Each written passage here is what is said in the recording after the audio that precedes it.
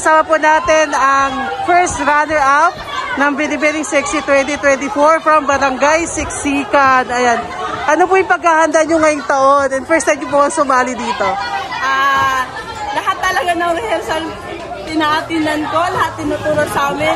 Talagang kinakabisado ko to prepare this pageant ko talaga. At proud ako, ngayong gabi ko ano na-achieve ko. Salamat. Ito ba yung first time yung sumali? Yes po.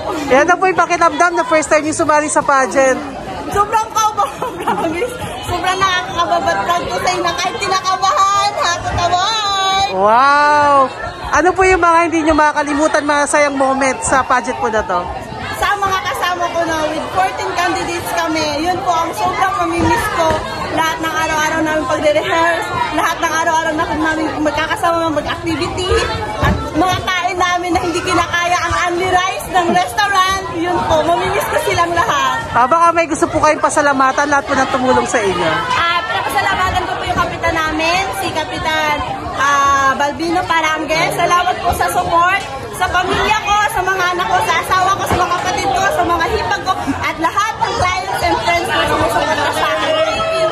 Pwede niyo po bagitin yung pangalan nyo at yung title nyo ngayong gabi? I am Alenjo Israel Santiago, and I am the first runner-up Binibining Sexy 2024.